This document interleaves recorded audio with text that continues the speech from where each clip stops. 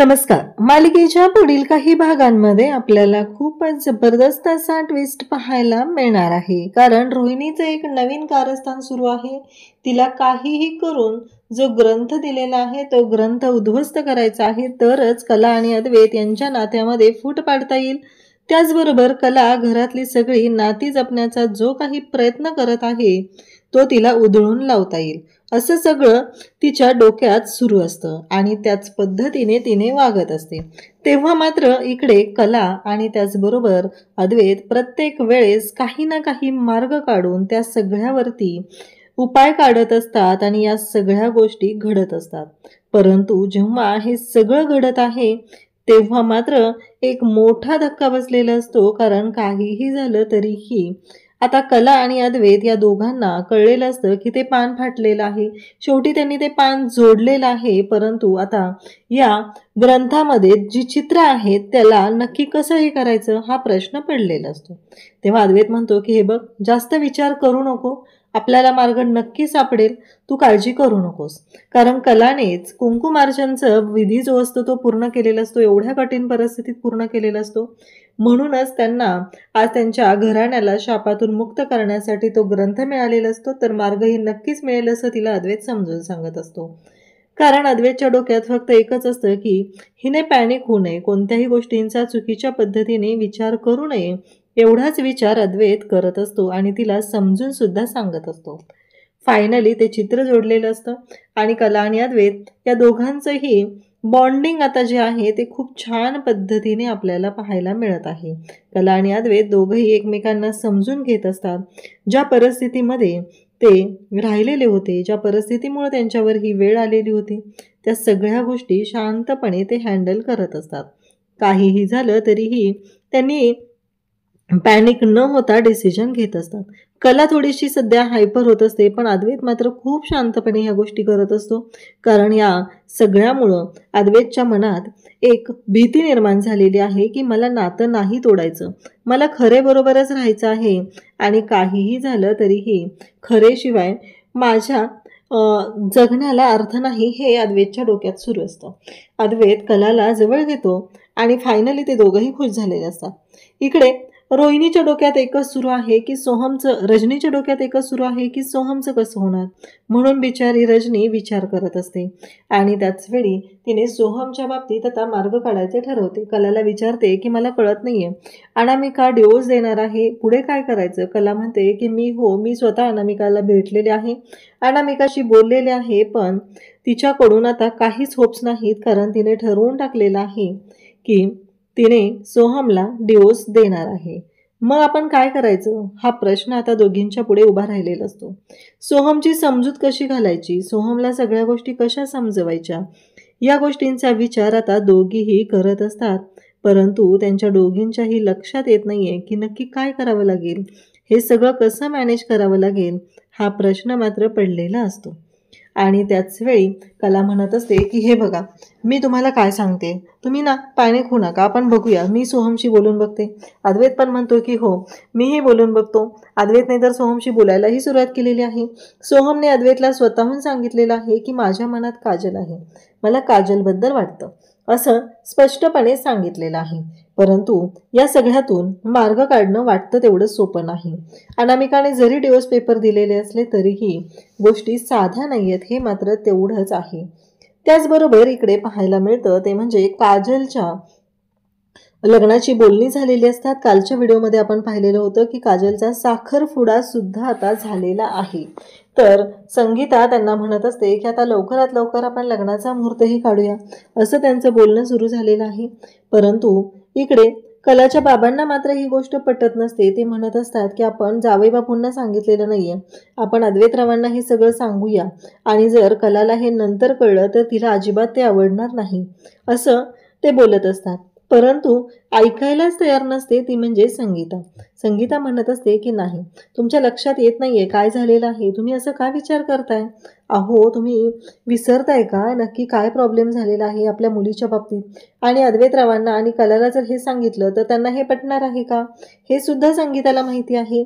आणि त्याचबरोबर हे सगळं जे काही घडत आहे ते पाहून काजल मात्र शांतच असते. ती पॅनिक होत असते, शांत होत असते. तिला कळत नाहीये की नक्की काय करू, गोष्टी कशा पद्धतीने मॅनेज करू. आणि त्याचबरोबर हे सगळं जेव्हा घडत आहे तेव्हा आता संगीता म्हणत असते की एकदाचं लग्न झालं की मग आपली काजू मुंबईला जाणार आहे लग्न करून. कारण ती माणसं मुंबईला आहेत, तो मुलगा मुंबईला असतो, आपली काजू सुखात राहील. तिला जो त्रास होत आहे ते जे काय आहे ते पाहून इकडे त्यांनाही धक्का बसलेला असतो. सुखात राहणार आहे आणि त्यामुळं काजू सुखाचा संसार करायचा अजिबात कसलाही विचार करायचा नाही, एवढं लक्षात ठेव. कारण माणसं खूप चांगली आहेत. काजलला तर पटतच नसतं, तो मुलगा एवढा मोठा आहे, जणू काही तिच्या वडिलांच्या वयाचा आहे, अशा माणसाशी लग्न करायला तिने होकार दिलेला असतो. इकडे अनामिका म्हणत असते की राहुलला फोन करून मी त्या सोहमला डिवोर्स पेपर पाठवलेले आहेत, आता बघ त्याची कशी वाट लावते ते, असं तिचं म्हणणं चालू असतं. कारण तिला प्रॉपर्टीतला हिस्सा मागायचा असतो, परंतु तिने स्वतःहून डिवोर्स पेपर पाठवलेले असतात, त्यामुळं आता तीच या सगळ्यामध्ये अडकणार असते. त्याचबरोबर इकडे पाहायला मिळतं ते म्हणजे काहीही झालं तरीही ज्या गोष्टी घडलेल्या असतात त्या मात्र काजल विसरू शकत नसते. काजलला जाणवत असतं की नाही, आपण कुठंतरी चुकतोय आणि आपल्या चुकीमुळे हे सगळं झालेलं आहे. त्या दिवशी जर मी सोहमला समजवलं असतं तर या गोष्टी घडल्याच नसत्या, असं तिच्या लक्षात येत असतं. आणि त्याचबरोबर ती म्हणत असते की नाही, काहीही झालं तरीही मला आता आईच्या शब्दाबाहेर जाऊन चालणार नाही. कारण त्या दिवशी बाजारात जी गोष्ट घडलेली होती ती इतकी भयानक आहे की मला आता विचार करावा लागणार आहे. पण काजलच्या डोळ्यातून पाणी वाहत असतं. तिला सहनच होत नसतं की हे सगळं काय होतंय. कारण या सगळ्या गोष्टींचा तिला त्रास होत असतो. तिला त्या माणसाशी लग्न नसतं करायचं, कारण ती अजिबात त्याच्याबरोबर खुश नसते. तिला सुद्धा सोहमसोबत लग्न करायचं आहे. खरं तर कुटुंबासाठी तिने हे सगळं केलेलं होतं. पण आता एक गोष्ट होते ती म्हणजे पक्या जो आहे ना, त्याचबरोबर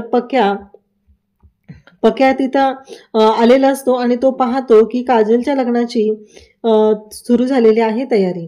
आणि मग पक्याला ही गोष्ट काही सहन होत नाही. पक्या कलाताईला फोन करतो, त्याचबरोबर सोहमला फोन करतो आणि त्यांना सांगू लागतो की असं असं काजलच्या लग्नाचं चाललेलं आहे. आणि त्याचबरोबर काजलच्या लग्नाबद्दल जेव्हा सोहमला कळतं तेव्हा सोहमला सुद्धा धक्का बसलेला असतो. सोहम म्हणतो काय, कारण इकडे अद्वैत आणि कलाला धक्का बसलेला असतो. कला त्या क्षणी आईला फोन करते आणि म्हणते काय चाललंय, मला असं कळलंय की तू काजूचं लग्न जमवलंय आणि साखरपुडा पण झालेला आहे. तेव्हा आई म्हणते तुला कोणी सांगितलं? तेव्हा ती म्हणते की नाही, मला कळलेलं आहे, मला आत्ताच्या आत्ता ह्या सगळ्या गोष्टी क्लिअर करायच्या आहेत, नक्की काय झालेलं आहे ते मला कळलं पाहिजे, असं इकडे बोलणं सुरू झालेलं असतं. तेव्हा मात्र कला म्हणत असते की आता काय करायचं, आता मी आईला कसं समजावू, या सगळ्या गोष्टी कशा मॅनेज करणार आहे, हा प्रश्न कलाला पडलेला असतो. परंतु संगीता मात्र ऐकायलाच तयार नसते. संगीता म्हणत असते की हो, तुला माहिती आहे ना कले काय झालेलं होतं, त्याच्यामुळं हा लग्नाचा निर्णय घ्यावा लागलेला आहे. तेव्हा इकडे आता चांदेकरांच्या घरी सगळे बसलेले असतात. दिवाळीची तयारी चाललेली असते, दिवाळीची जोरदार तयारी सुरू आहे. त्याचबरोबर सगळेजण एकाच गोष्टींचा विचार करत असतात की आता पुढे काय करायचं. कारण हे सगळं जे काय आहे ते आपण पाहत आहोत. आणि त्याचबरोबर इकडे रोहिणी आणि राहुल यांचा प्लॅन सुरू आहे चांदेकरांची प्रॉपर्टी लुबाडण्याचा. कारण राहुलने तर त्या अनामिकासोबत सुद्धा प्लॅन केलेला आहे की जर तू त्यांच्याकडून प्रॉपर्टी घेतले तर त्यातले 50% मला द्यायचे आहेत. म्हणजे सोहमच्या नावावर असलेली प्रॉपर्टी ही मिळवण्यासाठी सुद्धा त्यांचे प्रयत्न सुरू आहेत. कारण तिने डिवोर्स घेणार आहे, तिला पैशांची वगैरे गरज नाही आहे, तिला फक्त त्याला त्रास द्यायचा होता आणि तिच्या मनाप्रमाणे गोष्टी घडत आहेत, यातच तिला आनंद वाटत आहे. त्याचबरोबर इकडे पाहायला मिळतं की रोहिणी म्हणत असते की मी या चांदेकरांना बर्बाद करणार आहे. आणि त्याचबरोबर हे सगळं जेव्हा घडत असतं तेव्हा मात्र हे सगळं जेव्हा चालू आहे हे अनामिका मात्र खूप खुश असते. इकडे सोहम, काजल आणि कला काजल बाबतीत बोलण्यासाठी कला आणि अद्वैतकडे येतो आणि म्हणतो की असं असं संगीता काकूंनी काजलचं लग्न जमवलेलं आहे आणि तो मुलगा एवढा मोठा आहे, जणू काही काजलपेक्षा वयाने तो दुपटीने मोठा आहे, अशा माणसाशी लग्न जमवलेलं आहे. आणि कलावहिनी प्लीज तू काहीतरी कर, मला काजलसोबत लग्न करायचं आहे, मला काजलसोबत सुखाचा संसार करायचा आहे. तेव्हा कला म्हणते की मी पाहते नक्की काय झालेलं आहे. आणि त्याचबरोबर हे सगळं जेव्हा घडत असतं तेव्हा मात्र आपल्याला पाहायला मिळतं की यामध्ये कला म्हणत असते की मी समजवते. तेव्हा तो म्हणतो की मला काजलला भेटायचं आहे. आणि त्याचबरोबर हे सगळं जेव्हा चालू आहे तेव्हा कलाही हादरलेली असते की आता करायचं काय. आईने असा निर्णय घेतलेला आहे, पण आईने हा निर्णय घेण्यामागे काहीतरी रिझन आहे. तेव्हा कला म्हणते की चालेल, मी नक्कीच बघेल काय करायचं ते. तुम्ही सोहम तू काळजी करू नको, मी आहे. अद्वैत सुद्धा म्हणतो की सोहम काळजी करू नको. अद्वैतला आणि कलाला सोहम सांगू लागतो की माझं काजलवर जीवापाड प्रेम आहे आणि मला काजलसोबत लग्न करायचं आहे आणि मला काहीही झालं तरी काजल माझ्या आयुष्यात हवी आहे, असं त्यांचं बोलणं चाललेलं असतं. आता मात्र इकडे कलाला धक्का बसतो की आता करायचं काय. इकडे सोहम आणि अनामिकाचा डिवोर्स होतोय आणि काजलला सुद्धा सोहमबद्दल तेवढंच वाटत आहे, पण या घरातले त्यांना ॲक्सेप्ट करतील का, ही खूप मोठी गोष्ट असते. आणि त्याच गोष्टींचा विचार इकडे कला अद्वैत करत असतात. त्यांच्या डोक्यात हेच सुरू असतं की पुढे काय होणार आहे, पुढे काय करायचं, कशा पद्धतीने गोष्टी मॅनेज करायच्या आहेत, हे चालू झालेलं असतं. त्यासोबतच इकडे पाहायला मिळतं ते म्हणजे आबा म्हणत असतात की काय झालंय. अद्वैत म्हणतो की एकदा आबांशी मी बोलून घेतो. तेव्हा अद्वैत आबांकडे येतो आणि आबांना सांगू लागतो की आबा, एक महत्त्वाची गोष्ट मला तुम्हाला सांगायची आहे. तेव्हा आबा म्हणतात की काय झालंय नक्की अद्वैत. तेव्हा अद्वैत म्हणतो की काजलचं लग्न जमवलेलं आहे आणि काजलच्या लग्नाच्या बाबतीत हा निर्णय घरातल्यांनी घेतलेला आहे आणि काजलचं लग्न अशा अशा व्यक्तीबरोबर जमवलेलं आहे. तेव्हा मात्र आता सगळ्यांना धक्का बसलेला असतो. काजलचं लग्न झालंय, होणार आहे आणि त्याचबरोबर अशा व्यक्तीबरोबर, ही गोष्ट जेव्हा कळते तेव्हा मात्र सगळेजण पाहत राहतात हे कसं शक्य आहे. आणि काजलच्या लग्नाच्या बाबतीत एवढं सगळं घडलं आणि आपल्याला का कोणी सांगितलेलं नाही, हा विचार सुरू झालेला असतो.